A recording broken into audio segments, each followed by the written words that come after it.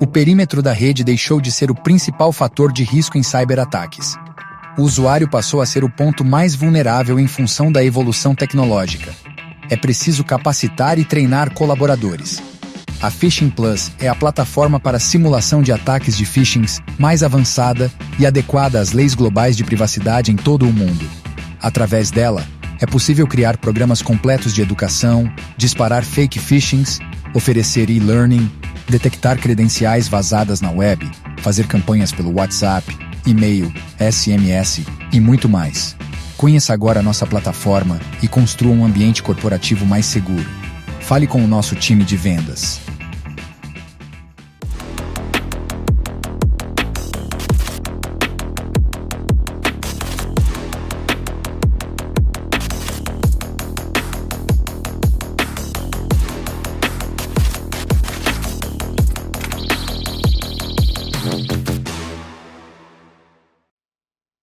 Muito bem, estamos começando mais um episódio do nosso CISOcast para todo o Brasil, quiçá para o mundo. E você nos acompanha através das redes sociais, você vai lá no YouTube, digita CISOcast, dá um Enter e vai nos encontrar. Também nos encontra pelo TikTok, Instagram, no nosso site oficial que é o CISOcast.com e também no Spotify para quem quiser nos escutar através do seu carro, tá? Essa edição ela conta com o apoio dos nossos queridos patrocinadores, que é o IFSecure, que é líder mundial em soluções de cibersegurança, é uma empresa finlandesa que conta com o nosso total apoio aqui e admiração, e a Off Hunter, que é o maior portfólio do mercado para consultoria e projetos de segurança da informação e global privacy.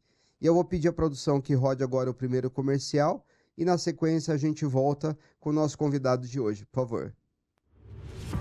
Somos resultado de muito trabalho, experiência de mais de 3 décadas de atuação com governança, risco e compliance. Para um mundo cada vez mais conectado, aceleramos o processo de nossos clientes e garantimos a continuidade de seus negócios, porque somos líderes em cibersegurança, segurança da informação e global privacy. Nós do grupo Off Hunter somos referência na entrega de projetos consultivos, tecnologia, quando o assunto é hardware, software, além de sustentação ao negócio através de IMS, Cloud, NOC, SOC e Support Center.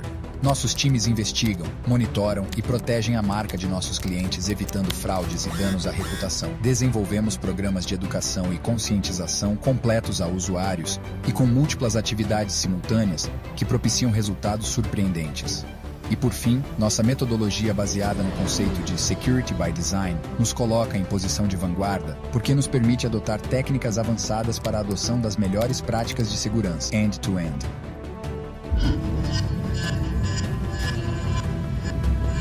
Prazer, somos o grupo Off Hunter.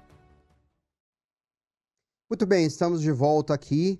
Ele se diz apaixonado pela tecnologia e transformação digital. Ele atuou como consultor principalmente no mercado financeiro, estruturando áreas de infraestrutura e cibersegurança de diversas casas de investimento.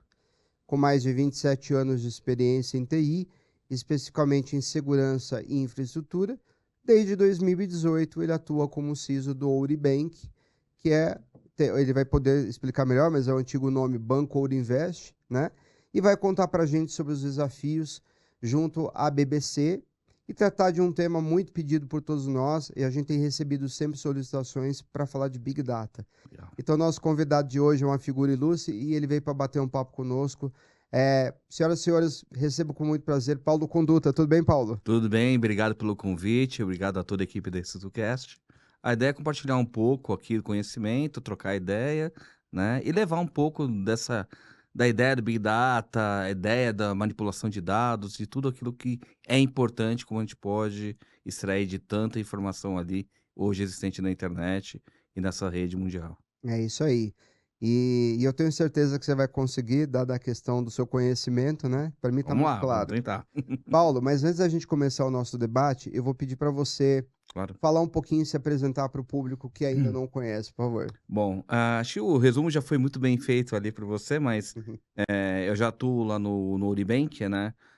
Se contar toda a minha vida dentro de Uribank, já são mais de 22 anos, né? Eu iniciei a carreira lá inicialmente num provedor de internet, né? Dos meus 15 anos.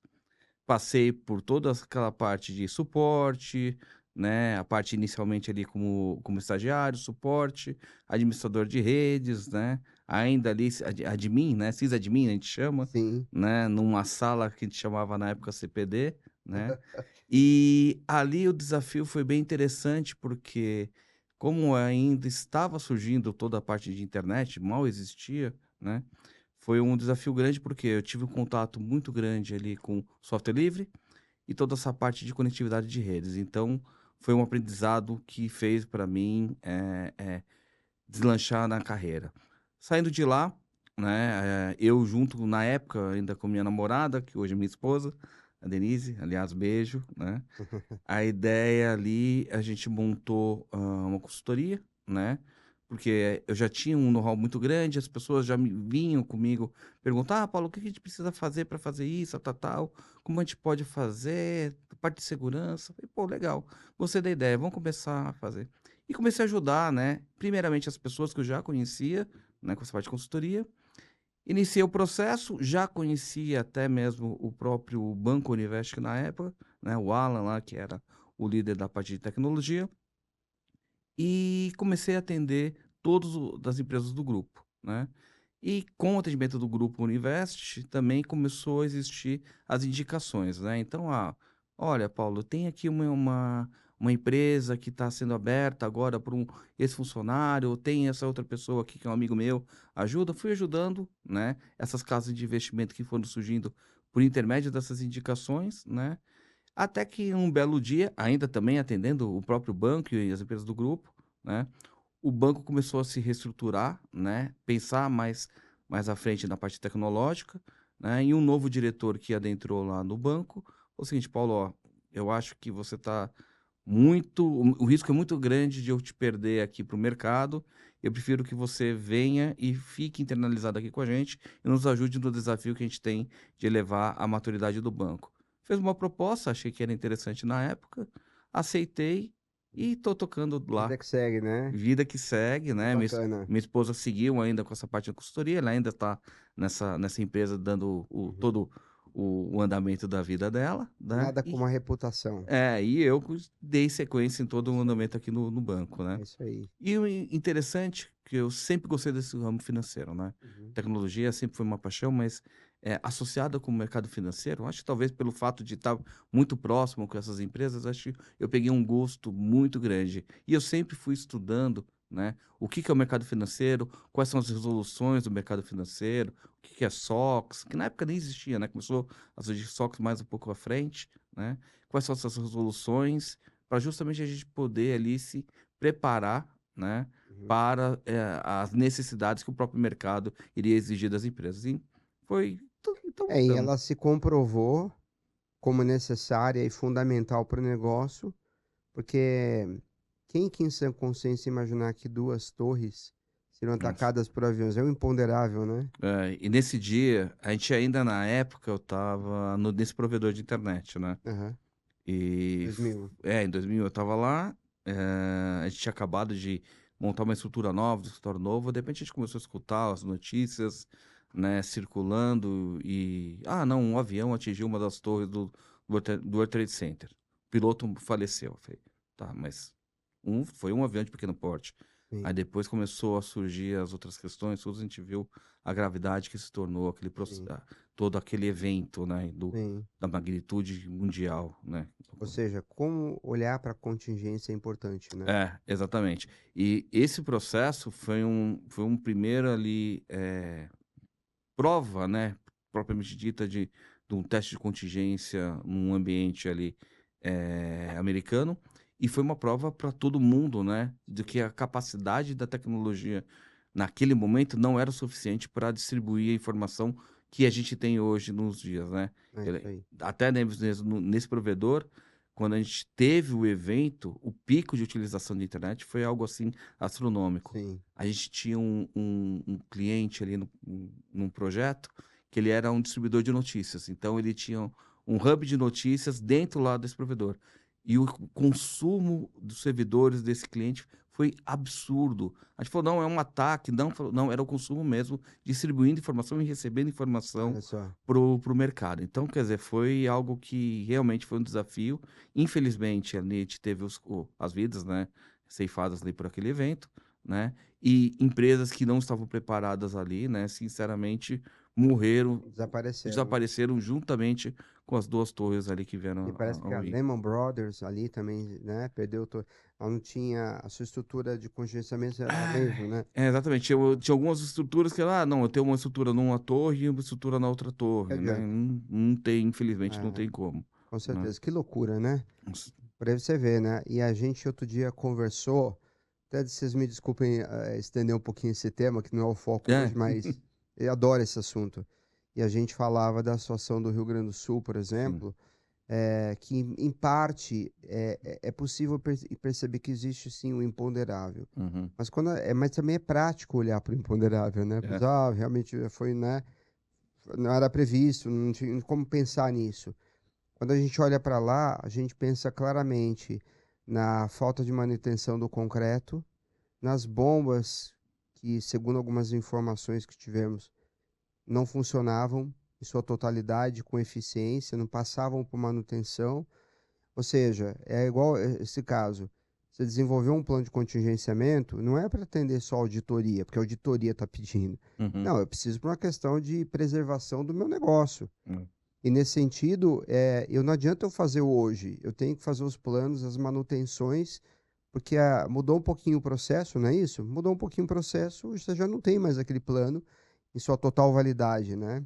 Ele prescreve, de certa forma, É, né? gestão de risco, né? É importante a gente ter É. gestão de risco em tudo ali que a gente toca na nossa vida, né? Uhum. Acho que em cyber ela entra num nível mais pesado e acaba abrangendo também outras questões que não só são cyber, né? Sim, Como, por exemplo, disponibilidade para um evento como aconteceu dos ataques, tem que ser previsto. sim, Disponibilidade para um evento como de um desastre natural também deve ser previsto, né? sim. E às vezes a gente, como brasileiro, né, a gente acaba muitas vezes tendo um pouco orçamento, acaba não tendo ali um valor investido necessário, a gente acaba muitas vezes preso falando, não, mas isso daqui não pode, nunca aconteceu na história desse país, esse Sim. problema, então não vou investir nesse processo. Uhum. A gente vê um caso recente, né, de indisponibilidade de algumas clouds ali, ocorrida por um evento num dos principais players de segurança e dos principais players de cloud. Então, quer É isso dizer, aí. a gente tem que pensar também no imponderável, a gente É tem que isso. avaliar o risco e deixar bem claro para todos os participantes. Olha, se acontecer algo com esse fornecedor, a gente tem que realmente se preocupar e a gente pode ter um impacto. Não que... Inclusive com outros fornecedores também. Exatamente, a sua cadeia Ah, toda de fornecedor, né? ah. Então, isso é importante. Tira-se um aprendizado de tudo isso, né? Sim. Pena que é na dor, né? Infelizmente. Mas a gente tem que falar, a gente É, tem que ser lições aprendidas, você tem porque razão. se ficar apenas, não aconteceu no passado e não se fizer nada, Isso aí. a gente não aprendeu. Vai Exatamente. continuar tendo os mesmos erros, né? Até porque muita gente do passado que não acompanhou também não se atenta.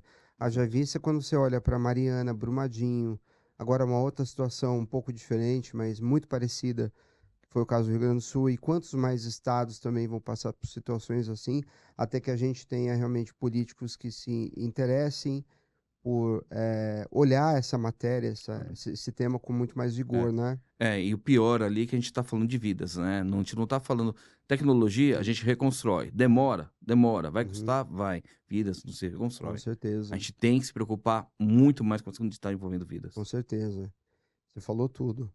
E Paulo, você sabe que o Sisocast, através da TVO, ele vai sempre para as ruas perguntar para as pessoas assuntos relacionados à cibersegurança e a gente gosta muito de ouvir a opinião das pessoas, porque para nós é interessante fazer uma reflexão sobre o que é a sociedade e como é que ela enxerga. Dentro do nosso propósito de levar informação de segurança, cibersegurança para a população, a gente começa a fazer uma reflexão a partir dessa matéria e a gente inicia a nossa conversa aqui, tudo bem? Claro, sem problema. Vou Vamos pedir a lá. produção que toque aí, por favor, obrigado.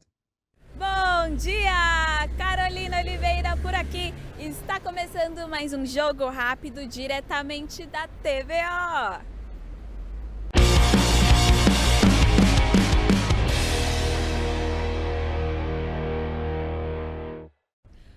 advento da Big Data, Machine Learning e inteligência artificial, hoje em dia é possível obtermos informações privilegiadas que nos permitem melhor estratégia para os negócios. A Big Data, ela pode ser usada para geolocalização, para avaliação dos perfis de consumidores ou mesmo para melhor estratégia que visa alcançar grandes resultados através de um conjunto de informações disponibilizadas por ferramentas associadas a ela. Então viemos às ruas para saber se as pessoas sabem o que é a Big Data, riscos e o que pensam do assunto. Simbora lá! Bom, pessoal, agora estou aqui com o Francisco. Francisco, você sabe me dizer o que é a Big Data? Sei sim. A Big Data é uma quantidade grande de dados, né, que as empresas manipulam. Algumas detentoras de material acabam disponibilizando aí para inteligência artificial e tem, na verdade, algumas empresas manipulam esses dados, né? E exatamente. E você faz uso da Alexa, da Siri, do iPhone frequentemente? Faço sim, utilizo bastante, todo dia. E você sabe me dizer a importância dessa tecnologia nos dias de hoje? Hoje em dia, sim, é muito importante. Eu acho que facilita bastante, né, a vida das pessoas e acaba trazendo mais modernidade para o nosso dia a dia, mais automatização também. Mas é bem importante, é muito bacana. E quais são os riscos associados à Big Data? Como uma grande manipulação de dados, a gente pode ter aí algumas invasões, né, dentro dos dados dos clientes que disponibilizam essas informações e acaba, na verdade, expondo o pessoal a muitos riscos. Então, eu acho que é um dos principais. Apesar de facilitar, ele acaba expondo as pessoas. É mesmo. E você acredita que uma vez empregando a inteligência artificial, ela pode ser bem invasiva? Eu acredito que sim, se não tiver uma camada de segurança muito bem estruturada, né, para proteger esses dados, esses clientes que disponibilizam as informações, eu acho que sim. Mas tendo uma estrutura forte de segurança da informação, a gente acaba conseguindo atender a tecnologia sem prejudicar as pessoas. E você sabe me dizer quem recepta o comando quando você faz uma solicitação à Alexa, à Siri, enfim? Eu acredito que é algum banco de dados, né, e acaba disparando algum gatilho ali na ferramenta para que ela utilize determinada função já pré-estabelecida. Maravilha, eu agradeço as informações que você compartilhou aqui, a sua participação, muito obrigada. Eu que agradeço. Bom, pessoal, agora estou aqui com o Kelvin. Kelvin, você sabe me dizer o que é Big Data? Sim. A Big Data ela é uma área da parte de dados que é voltada para grandes volumes de dados, né? Então, quando a gente fala de Big Data, principalmente na parte empresarial, quando entra em uma questão de teras de volume de dados, você tem que começar a trabalhar de uma forma mais performática. Então, quando a gente fala de Big Data, a gente tem alguns serviços voltados para cloud e alguns serviços que fornecem esse tratamento e esse armazenamento desses dados de forma distribuída, onde você acaba processando esses dados e em várias máquinas para gerar uma performance maior para esses dados. Maravilha! E você faz o uso de Alexa, Siri, do iPhone diariamente? Sim, tanto a Alexa quanto a Siri é bastante utilizada, principalmente questão residencial, quando você quer fazer alguma automação para a parte de iluminação, você pode fazer uma automação, fazer uma integração com o seu computador ou com sua televisão, então ela é bastante útil para o dia a dia. E você sabe me dizer a importância dessa tecnologia nos dias de hoje? Hoje a gente acaba tentando automatizar tudo que tiver ali de repetitivo. Então essa tecnologia acaba ajudando a você a ter mais autonomia, a conseguir fazer as coisas sem precisar sair do lugar. Então você acaba fazendo perguntas para a Alexa e ela acaba respondendo, integra com o Google, entra, faz a pesquisa. Então você acaba otimizando o seu tempo. Então ela é bem útil, sim. Exatamente. Você sabe me dizer quais são os riscos associados à Big Data? Hoje na Big Data a gente tem bastante risco na questão da LGPD, né? Então, quando a gente trabalha com grande volume de dados, você tem que saber trabalhar de uma forma que utilize os dados da empresa com criptografia e E na questão da Big Data, você também tem que saber trabalhar para não ter essa perca de dados. Então tem que ter um backup, você tem que saber utilizar as metodologias atuais do mercado, né? É bem importante. E você acredita, uma vez empregando a inteligência artificial, você acredita que ela pode ser um pouco invasiva? Eu acredito que não, porque a inteligência artificial ela vem para agregar aqui no dia a dia, principalmente em questões que envolvem análises. Então, a inteligência artificial você consegue otimizar o seu tempo. Então, ao invés da pessoa estar trabalhando com rotinas repetitivas, você pode integrar com a IA e a IA ela trazer um benefício para a pessoa conseguir ser mais produtiva na parte criativa e deixar a IA trabalhar com a parte repetitiva. Exatamente.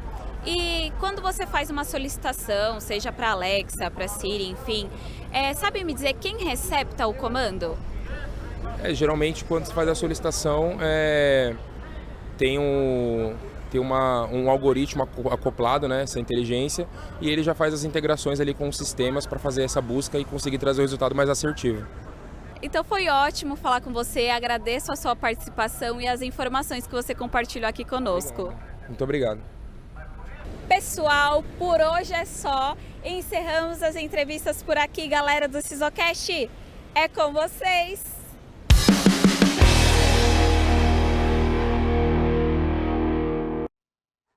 Muito bem, estamos de volta aqui.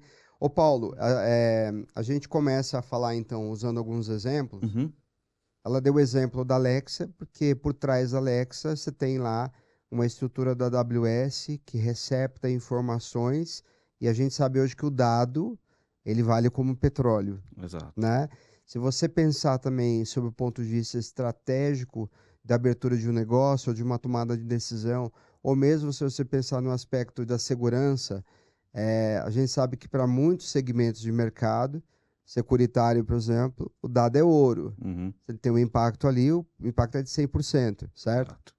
Então, nesse sentido, eu queria que antes da gente começar a tratar disso, agora sobre a sua visão, você falasse de maneira clara para as pessoas que estão acompanhando a gente, o que é, antes de mais nada, o Big Data, como ele se sustenta através do Machine Learning e como e qual a relação da inteligência artificial, por favor. Não, legal. Eu acho que a afirmação toda de que dado é petróleo é perfeita. Por quê? Dado é petróleo por quê? Petróleo você faz o quê se você não faz um trabalho de refinamento? Nada. Ele vai existir, vai estar lá, ele vai jorrar dentro da, entre aspas, da sua casa e você não faz nada. O que você tem que fazer? O refinamento. Quando você refina, quando você transforma aquele petróleo em produção química, em energia, no caso gasolina e outros derivados de petróleo, até mesmo alimento, né? A gente tem que entender que existe esse processo. Você transforma aquele dado, aquele petróleo, aquela matéria-prima em si, em algo que você pode utilizar no seu dia a dia. É isso aí. E o dado é da mesma forma. Você ter um dado sem você ter o trabalho de refinar, de correlacionar, de processar, ele não é nada, ele é somente um dado. Agora, faz a junção desse dado com outros processos. Você começa a enriquecer, você consegue ter uma identificação propriamente dita de que aquele dado está sendo tratado e utilizado para uma série de fins e para um determinado ali processo que te traz ali um benefício numa visão de negócio. Pronto, é o Big Data. É isso aí. A Big Data é justamente isso. Então, você ter ali, hoje, com todo o avanço tecnológico de processamento, de formas de armazenamento e de distribuição ali, você consegue ter essa coleta de dados, fazer justamente essa transformação, esse refino da informação em transformar aquilo em informação de negócio. Então, E só para aproveitar isso claro. que você está falando como gancho, você sabe qual que é a região mais rica de São Paulo? Região mais rica de São Paulo. O que você pensa no primeiro Não, momento? primeiramente é Jardins, né? Você vai sempre falar Jardins. isso. É Anália Franco, Anália Franco? com maior quantidade de pessoas com alto volume de remuneração Uhum. individual. E eu não sabia também. Ah, Então, esse é só um exemplo do que claro. faz o Big Data bem trabalhado Exato. dentro dessa conjuntura do que ele acabou de falar. Não é É, isso? exatamente. É isso aí. Então, a ideia ali de você ter o Big Data é você transformar o dado em alguma informação que, para o negócio, ou para, independente do que seja, pesquisas, por exemplo, você gere ali um valor para ele. Então, por isso que é importante você ter processos ali que garantam justamente o quê? A segurança daquele dado e até mesmo a autenticidade daquele dado. De nada adianta você trabalhar com dados errados, você vai simplesmente jogar no lixo. É isso Todo o aí. processamento, todo o consumo que você fez ali, você vai jogar Se é fora. para fazer, faz bem. Exato, você tem que Ah, fazer bem, fazer seguro, sim. né. Existem processos hoje que foram até colocados ali dentro das entrevistas, que são importantes, criptografia, mascaramento de dados, por quê? Muitas vezes você não precisa ter o dado real da pessoa, CPF, endereço, tal, dentro do seu data lake. Você pode muito bem fazer o quê? Olha, uma pessoa do sexo masculino, que de idade X a Y, residente na região tal ou do CEP tal, tem uma renda de X, que tem ali entre aspas ali, um costume de vida de consumir isso, e isso. Pronto. Você tem exatamente o objetivo final, que é ter uma informação ali de negócio, que você pode trabalhar no negócio, sem propriamente infringir na privacidade da pessoa, tá? E- A Alexa, tomando ela como exemplo Claro. ainda, Alexa, ela escuta, porque a Alexa é o produto, só que o Uhum. próprio celular, diante dos aplicativos que você utiliza, ele pode conter essa função. Exato. O que a gente fala aqui, a Siri escuta, manda para uma base central, o que que você me diz isso? Então. Existe toda a questão daquilo que você, entre aspas, concorda quando você vai contratar um serviço ou quando você está comprando equipamento, né? Se desde o começo você compra e sabe, eu topo, falo ok, você deve seguir. Quando você, entre aspas, é induzido a fazer algo ou você não sabe que aquele processo é tratado daquela forma, aí eu já não concordo, Uhum. né. Trazendo, acho, pessoalmente, quando eu tenho ali um e-mail aberto de uma plataforma grande de mercado, eu sei que aquele e-mail, teoricamente, ele vai ter um refinamento, um processo que, porventura, vai fazer a análise: "Olha, o Paulo", ou não precisa nem ser a pessoa Paulo, mas vai falar: "Uma pessoa com esse usuário acessou vários sites de viagens, procurando uma viagem para tal lugar, então eu vou, entre aspas, vender essa informação para uma agência de viagens ou para uma empresa de turismo, para que essa empresa possa ali ofertar um produto para o Paulo." Então, quando você dá muita informação num nível que hoje você tem um processamento rápido, você tem a possibilidade de dessa informação chegar até as empresas para se tornar um valor. Então, quer dizer, se eu tô, entre aspas, topando com esse processo, para mim, eu Uhum. acho que é tudo bem, vamos lá. Agora, se eu não sei, aí já fere a questão de privacidade, né? É, porque a conta que eu faço, e eu já fiz esses testes, é, se você fizer as buscas pelas ferramentas que certos provedores possuem, aí eu falo de Google, Uhum, Facebook, Meta, né, e etc, sim. tal, AWS, se você faz uma busca, você entra nesse fluxo de entendimento. Eu estava outro dia, já faz muito tempo isso, alguns anos, acho que uns 2 anos ou 3, sei lá, eu estava numa conversa com a minha esposa e a gente falava sobre dores nos pés. Eu lembro disso porque isso é um negócio que me marcou. Uhum, Porque, pô, você não tem o hábito de procurar nada sobre isso. E a gente nem procurou nada. E daqui a pouco, a certa altura, começava a aparecer Instagram mostrando os videozinhos de clínicas para tratamento nos dores dos pés. E não foi uma, duas, três.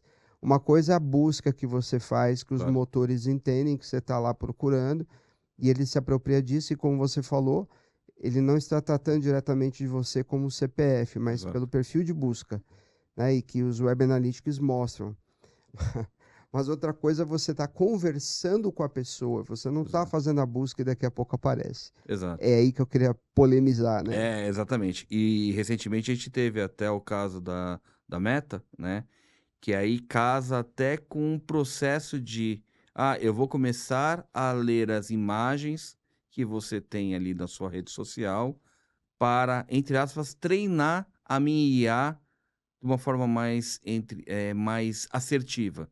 Ok, pode até ser um processo seguro? Até pode, mas não está explícito. Tanto que a NPD foi em cima da Meta, falou, não, isso daqui não está explícito no processo, não tem uma nuance desse processo, então você não vai poder fazer esse processo. É Então isso. aí foi cancelado esse processo. Então, é tudo que eu falo. Quando você está lá, quando você dá consentimento e fala, ok, está explícito a nível de que, ó, você vai fazer isso, eu posso fazer isso com o seu dado, posso, você concorda? Beleza, tamo junto, ok, vamos fazer esse processo. Agora, quando não existe, aí esse é o grande problema do uso desses dados. Você sabe que nós temos um cliente que ele terceirizou para uma empresa estrangeira toda a parte do diligence de Uhum, seus clientes.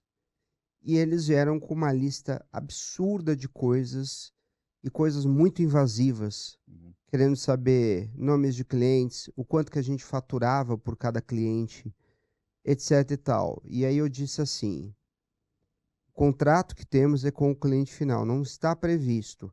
Se esse fornecedor, se esse seu parceiro, provedor, ele quer essas informações, ele tem que passar pelo nosso due diligence, porque aonde ele vai colocar essas informações? Para quem ele vai vender essas informações? Então isso deu um chabu danado, porque eu percebo que as pessoas elas ficam muito perdidas, uhum, elas têm um entendimento muito superficial do que são essas leis de privacidade. claro. Só que na prática, quando o camarada resolve contratar um fornecedor para prestar esse mesmo serviço, ele não está se dando conta que as próprias informações deles e as dos seus parceiros também vão para algum lugar que nem ele próprio está. Então, assim, eu acho que é um pouco de experiência que falta, né? Exato, exato. É o conhecimento do pessoal, né, da população, ela é importante. A NPD, se a gente for ver, ela não trouxe nada assim de novidade perante o mercado, por exemplo, o mercado financeiro, que já é um mercado regulado, que já segue uma série de recomendações, até mesmo sigilo bancário.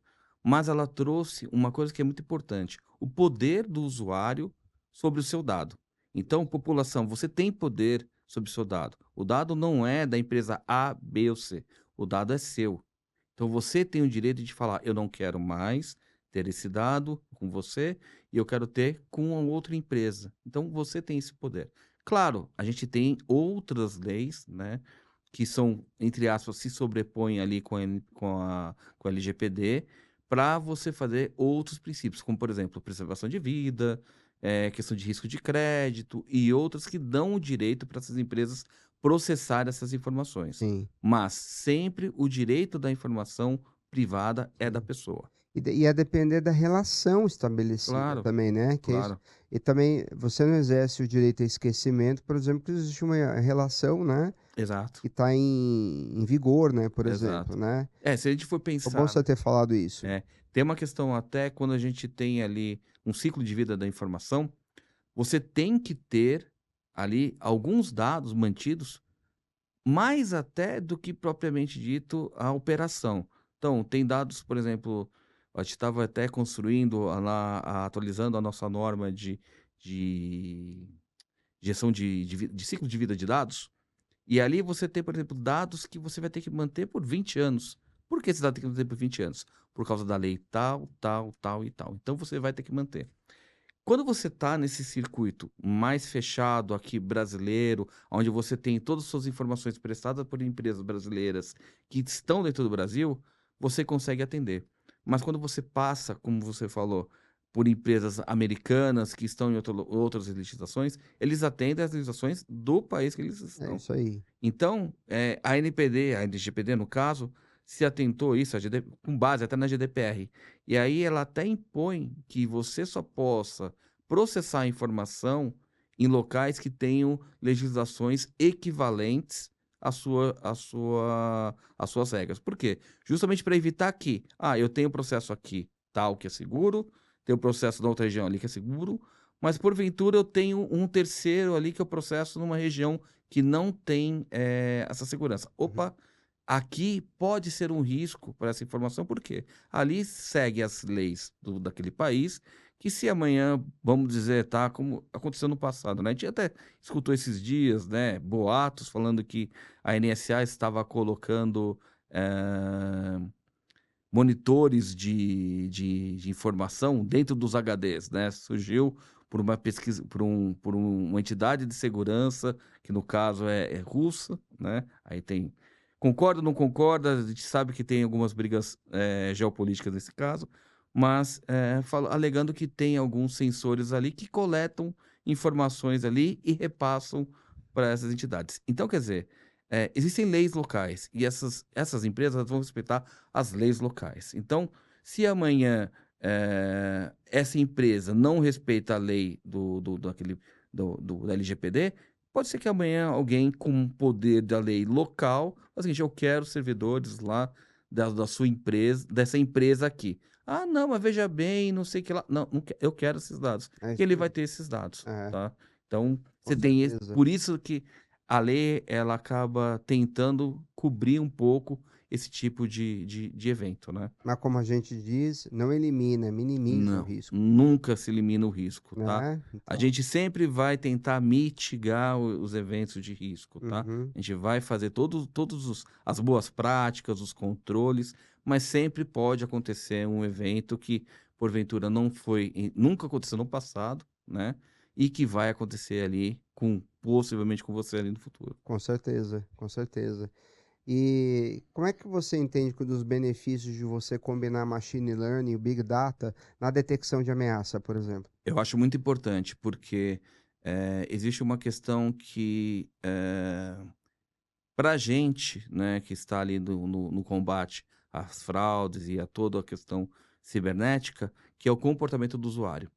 Você só tem o comportamento do usuário se você lê esses dados desse usuário, tá? Então, quando eu tenho ali uma movimentação financeira de uma pessoa A, que ela faz sempre uma movimentação, entre aspas, par com os outros meses anteriores, né? Ah, nesse mês eu sempre vou pagar uma conta de R$ 5.000, que vai ser a fatura do meu filho da escola. Legal. Então, eu tenho, teoricamente, um estilo de vida que ela faz. Uma rotina Uma ali como... rotina, exatamente.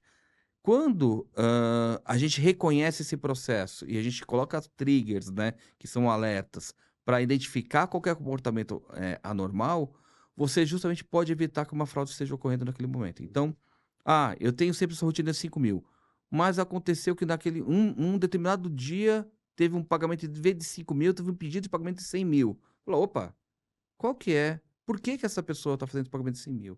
Então, esse desvio, vamos dizer assim, da rotina, vai sempre gerar um alerta. E esse alerta ele é baseado o quê? Em dados. Então, ali você consegue justamente o quê? Mitigar ali, por exemplo, um evento, que pode ser um evento safe, né? Um evento que o próprio usuário está fazendo. Por exemplo, ele está comprando um carro ali à vista, está comprando uma casa.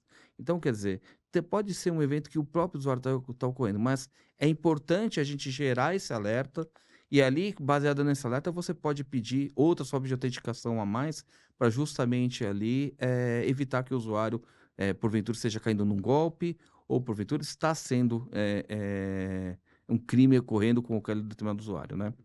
A gente teve uma discussão até recente, né? Por exemplo, dos crimes que a gente tem aqui na Paulista com relação a roubo de celular, né? O que que as pessoas fazem? Elas pegam, roubam o celular, fazem as alterações dos dados e depois começam a tentar fazer toda a filtração dos acessos daquela conta, né? Para espalhar o valor que tem, não, infelizmente, possível daquele celular para outros bancos e para contas fraudulentas.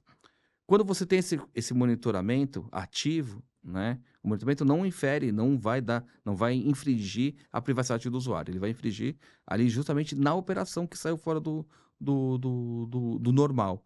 Quando você tem essa possibilidade de monitoramento claro ali, você justamente evita que essa pessoa, por exemplo, seja alvo de um evento de um sequestro, por exemplo, Uhum, tá? uhum. E até mesmo existem casos que o acionamento da polícia junto com os bancos possibilitou até a identificar aonde estava aquela pessoa que estava sendo sequestrada, né?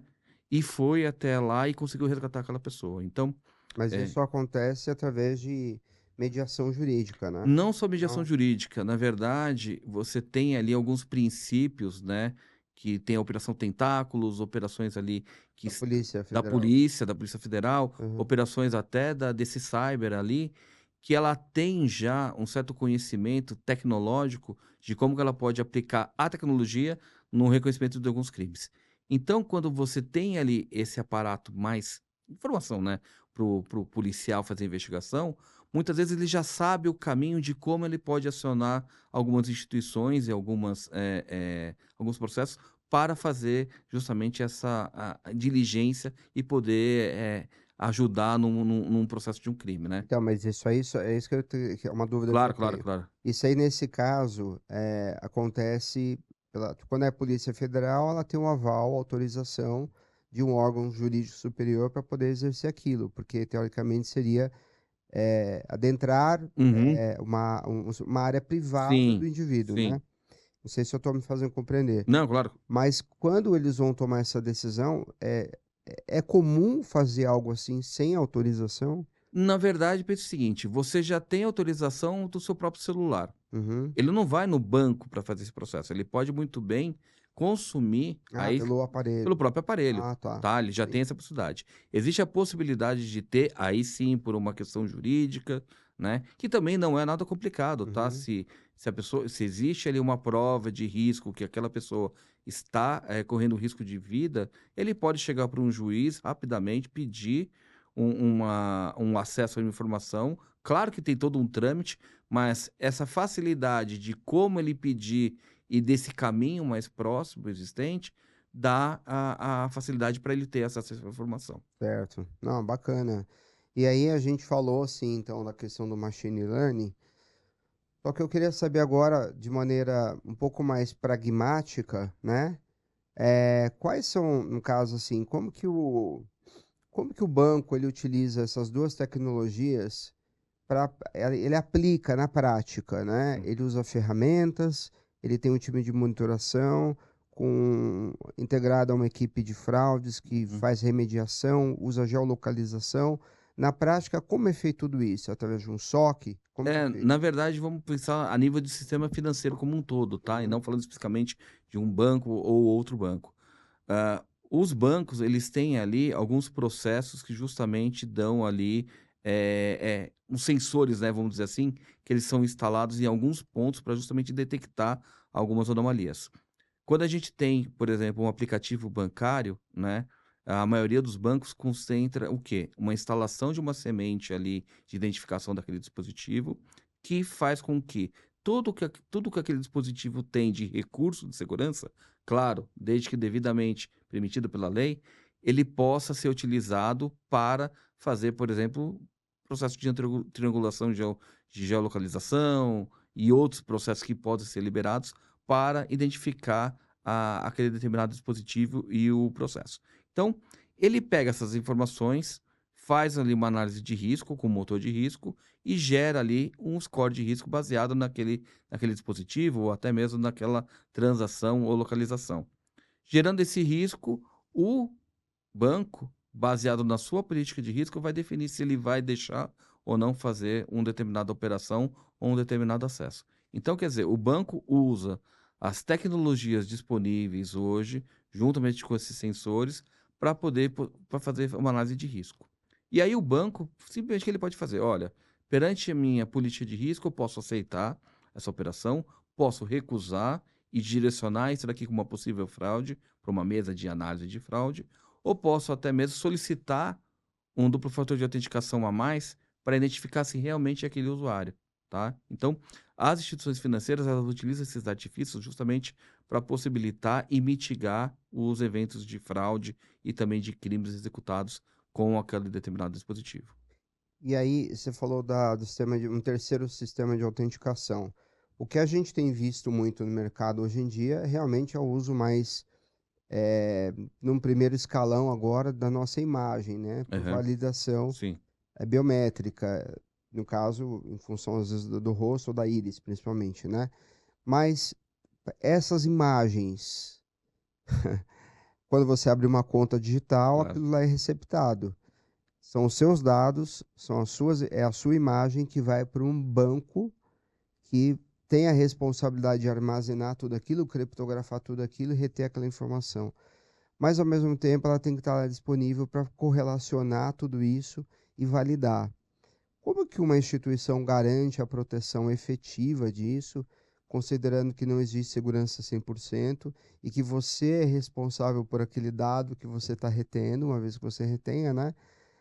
Como que o usuário, o cliente, ele estabelece um elo de confiança quando nem essas informações, vem um contrato lá que você clica e ninguém lê aquela bodega, Sim, sim. né? Ninguém lê aquela bodega. Quando você está dando a sua casa, você está, sim, concordo. Ainda mais aqui. Mas como que ele pode compreender esse fluxo Claro. de segurança? Tudo que a gente tem que entender é que essas informações, elas são transferidas para dados. Uhum. Quando elas são transferidas para dados, você tem diferentes formas de você fazer a proteção, né? Como foi falado ali, até o uso da criptografia é um processo ali que vai dar uma certa segurança para esse dado.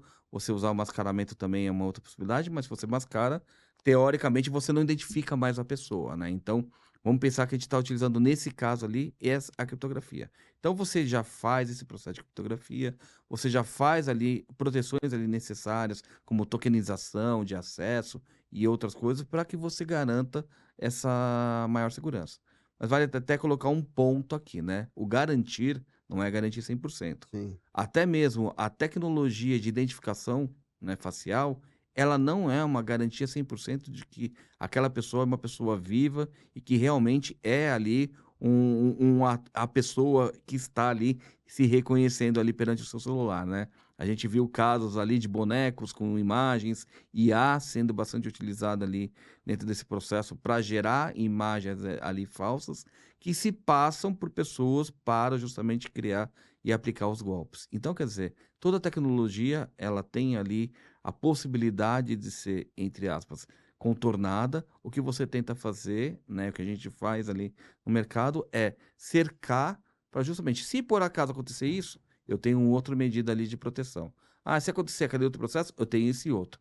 Mas e se tudo falhar? Pô, tem pelo menos a monitoração para a gente poder ali gerar os eventos e uma análise mais apurada. Então, quer dizer, você até comentou ali do SOC, NOC, SOC e uma mesa de fraudes, são processos importantes para você ter ali essa mitigação adicional de todos os eventos que porventura pode acontecer ali. Só que se numa você não transação. tiver, desculpa até Não é que interromper isso? para não perder o raciocínio, que eu tô meio gagal, Não, gripado um pouco.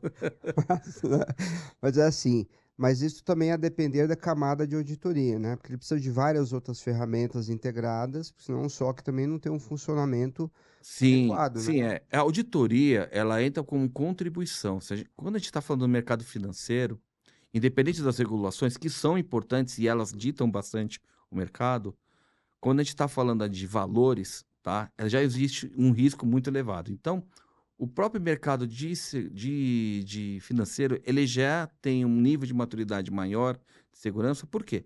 Como eu estou envolvendo valores, se eu errar ali, eu estou errando com valor no papel lá. Já são números que já estão saindo, seja E a autuação é brava. não, já tem o primeiro passo que é o É. risco financeiro propriamente dito da operação. Uhum. Além do risco financeiro, você tem ali outros processos adicionais, que aí sim entra a regulação, que são multas que podem ser aplicadas para as instituições financeiras pelo não atendimento regulatório em compliance às regras definidas pelo mercado.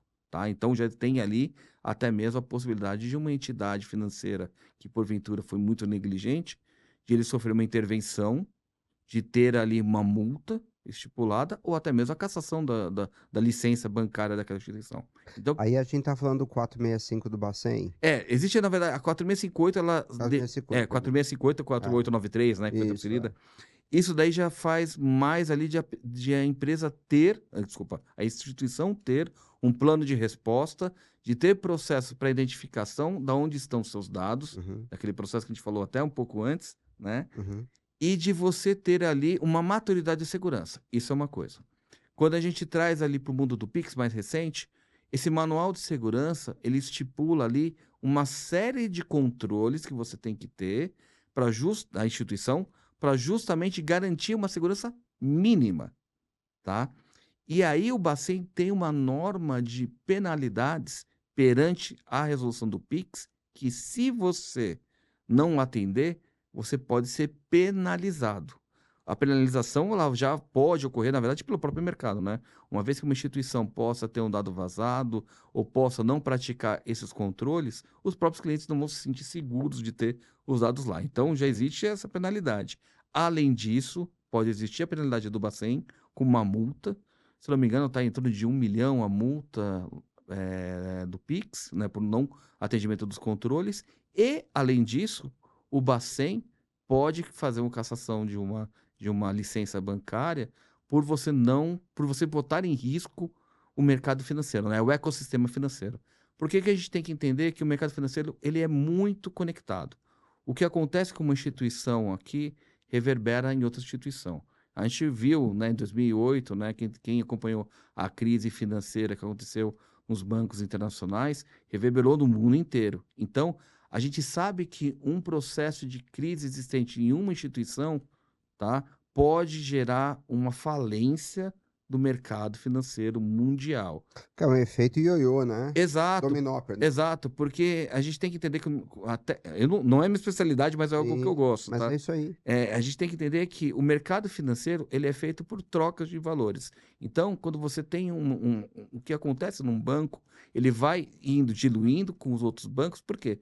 Os bancos vão investindo dentro dos próprios bancos. Existem os títulos bancários, títulos de transferência interbancárias, né? Que a gente chama, se eu não me engano, é o CID, né? Tem algumas nomenclaturas lá que eu não vou saber, não lembro de cabeça, mas... Não, e não é nem o foco. Não é nem o Fica foco. tranquilo. Mas isso daí, quer dizer, faz com que o ecossistema bancário ele seja altamente conectado e que você tem que tomar cuidado. E o Bacen, como regulador, e eu posso te falar, o Bacen hoje faz um processo muito importante de regulação, né?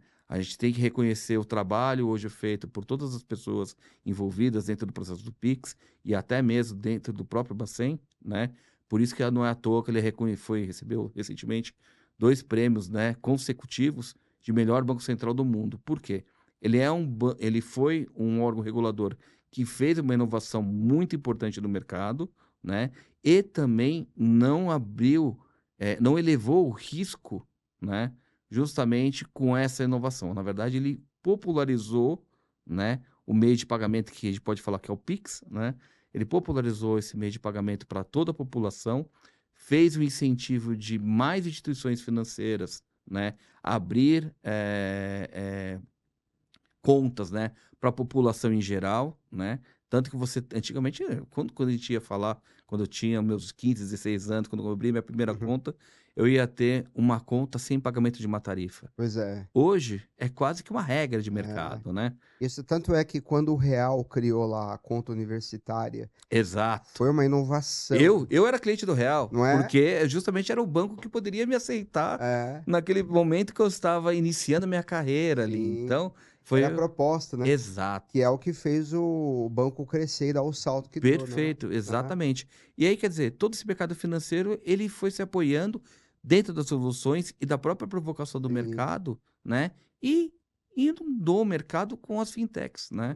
Hoje você tem bancos, IPs, né, que são instituições de pagamento, sociedades de crédito, que fazem basicamente um processo de abertura de conta, pagamentos, recebimentos, igualzinho. Então, quer dizer, deu essa popularizada no mercado. Foi muito importante porque essa popularização fez justamente uma evolução tecnológica em todos os bancos, né? E inovou, né? Tanto os bancos mais tradicionais quanto os bancos mais novos, né? Os neobanks, né? Que a gente chama, a criar novos produtos para atender a população final. Muito bacana. Vocês estão vendo, né? O homem conhece bastante coisa Não, que aqui. isso. Tô Só adorando. curioso, tá? Mas eu vou te falar uma coisa. Eu gosto de conversar com gente assim, de conteúdo. Eu fico Que feliz isso. da vida. E normalmente são os vídeos que costumam ter muita procura, Não, né? legal. Bom, deixa eu só passar alguns recadinhos aqui, que são importantes. Então daqui a pouco vai ter gente pulando meu pescoço aqui, já sei. É, no próximo dia 19 de setembro, nós estaremos com o CISOcast no Mindsec. O CISOcast vai participar do Mindsec diretamente do stand da SecureGate, que é a distribuidora do Brasil da WIFSecure, que é a nossa patrocinadora aqui também. Então, qualquer ideia que a gente esteja lá conversando com clientes, empresas que estejam, não clientes, convidados, né, de empresas que estejam na feira e tudo mais, tem uma equipe que está cuidando das pessoas, os nomes das pessoas que vão participar. Então, se você quiser bater um papo também lá com a gente, entre em contato com a produção@cisocast.com. Além dos convidados já selecionados, a gente também quer conhecer você, né? Claro que a quantidade de pessoas é uma quantidade limitada, porque é dentro do stand da SecureGate, dentro da estrutura lá que está sendo provida para a WIFSecure, mas vai ser muito bacana. A gente vai conversar com o Mikko, que é um dos principais diretores da WIFSecure da Finlândia. Ele vem para cá para o Brasil, vai palestrar. Convido vocês a conhecer o stand da SecureGate, assistirem a palestra do Mikko, que ele também estará lá. A palestra da Érica também, ela vai fazer uma palestra lá muito interessante também durante os dias do evento. E pelo site do Mindsec você consegue lá acompanhar a lista de quem são os palestrantes. E nós estaremos lá no último dia recebendo as pessoas, que a gente vai bater um papo bem legal também através do CISOcast, tá? Legal. Um outro recado também, a gente agradece demais a recomendação das pautas de entrevista. Essa daqui é uma das que a gente recebeu bastante demanda para isso. Então, você que vem encaminhando, você que ainda não fez e tem alguma ideia, manda para a pauta@cisocast, vai aparecer em algum lugar da tela aqui, tá? E a gente com certeza vai receber com muito carinho as sugestões de entrevistas que vocês passam para nós, tá? E agora a gente vai de merchan. E essa edição, ela, como eu disse, ela conta com o apoio da Off Hunter, que é o maior portfólio de segurança no mercado. Consultores especialistas que dominam os mais diferentes assuntos estão na Off Hunter. A Off Hunter, ela mostra o que ela entrega antes de você contratar. Então, é uma segurança que você tem no ato de uma contratação de qualquer serviço consultivo que você queira, tá? E conta com a WIFSecure, que é das maiores empresas de software para cibersegurança em todo o mundo. E a gente vai mostrar agora através do comercial deles e a gente volta na sequência para finalizar o nosso bate-papo aqui. Infelizmente, o papo está sendo bastante produtivo. Yeah. Produção, por favor. A WIFSecure é uma empresa finlandesa líder mundial em soluções de cibersegurança entregue via plataforma unificada Elements. O Elements é uma solução modular única, composta por uma gama completa de produtos de segurança cibernética. Inclui o premiado gerenciamento de vulnerabilidades, gerenciamento de patches, proteção de endpoint, tecnologia de detecção e resposta para endpoint, cobertura para Microsoft 365, bem como gerenciamento de postura de segurança na nuvem. Juntos, os produtos oferecem solução de ponta a ponta e cobertura inigualável, podendo ser adquirido em SaaS. Conheça agora a nossa plataforma. Fale com o nosso time de vendas. Muito bem, estamos de volta aqui, finalizando. Paulo, você já conheceu a WIFSecure? Conheci, tá? Não tive contato diretamente com a solução, né? Mas eu cheguei a dar uma analisada, algumas coisas, cheguei a namorar, mas a gente ainda tá só no namoro por enquanto. Tá certo. Tá convidado a participar. Legal. Lá, vai lá no stand da SecureGate, bate um papo com o pessoal lá também. O pessoal é muito qualificado. Tem o Thiago Guerra que tá sempre com a gente aqui, né? Hoje, infelizmente, ele não tá com a gente aqui, mas é uma figura que a gente tem muita admiração, né? Dada a questão do conhecimento que ele tem nesse mercado ao longo dessas últimas décadas. Então, para você que está interessado em conhecer o WIFSecure, aqui em cima na tela tem um QR Code. Você é direcionado a uma landing page, que a gente chama de QR Landing. Lá você coloca seus dados, entra em contato com a equipe. Se você quiser conhecer a solução, marcar a apresentação, quiser fazer uma prova de conceito, vale muito a pena. E como a gente sempre diz, faça sempre uma prova de conceito antes de comprar qualquer coisa. Porque sem uma prova de conceito, você não adianta colocar a culpa em qualquer produto, né? Você precisa entender que aquilo faz parte do teu dia a dia, precisa se familiarizar, se sentir à vontade com aquilo e, acima de tudo, atender alguns aspectos de segurança fundamentais, né? E tivemos recentemente alguns exemplos aí muito, muito claros sobre essa importância, e eu acho que com o pessoal da OVC aqui vocês vão ter uma boa experiência, não tenho dúvida. E usando o código CISOCAST 2024, para obter um bom desconto também com o time comercial, com toda certeza vai fazer muito sentido para vocês, tá? Infelizmente a gente está no finalzinho. Eu vou pedir a você apenas que faça as suas últimas considerações, por favor, viu? Legal. E enfim, é isso. Qualquer coisa que você queira dizer também, sinta-se à vontade que a casa é sua. Não, legal. Obrigado aí mais uma vez pelo convite. Eu acho que é importante a gente botar em pauta essa discussão de cibersegurança, porque para a população em geral, tá? Seja a população mais carente para a população mais ali aculturada, porque a segurança está no nosso dia a dia. Ela está hoje, quando a gente sai de casa e vai para um local, quando a gente está trabalhando, quando a gente está estudando, qualquer momento a segurança ela faz parte do nosso dia a dia. Um outro ponto aí já mais relacionado ao mercado financeiro, hoje o mercado financeiro ele é um mercado altamente seguro, tá? Então, confie no mercado, confie que ali você tem ali uma entidade ali que está respeitando ali as resoluções, respeitando o mercado, né? O Open Finance é, claro, esse processo ali de você ter essa maior confiança, né, com todos os participantes. E, gente, a velha história, tá? Tome cuidado, precavido, estude e saiba antes, né, para se precaver futuramente. É isso aí. E você falou do Open Finance, tanto é seguro que o mercado securitário tratou de adotar também uma política muito similar, né? Exatamente. O Open Finance você tem que entender que você não está abrindo mais a sua informação.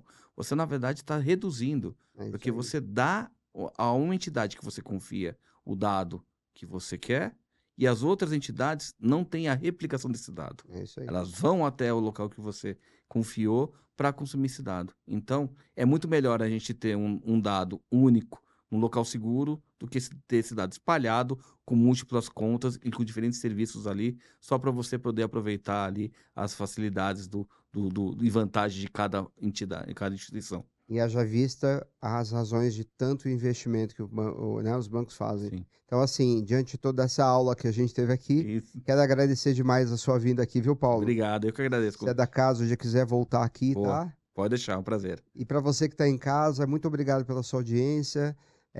A gente segue aqui sempre pensando em vocês cada vez com mais novidades, e vem novidade por aí, vocês fiquem atentos. Siga o nosso canal, se inscreva, por favor, e quem quiser compartilhe também, tá? Obrigado a todos pela audiência, fiquem todos com Deus e até a próxima semana. Obrigado.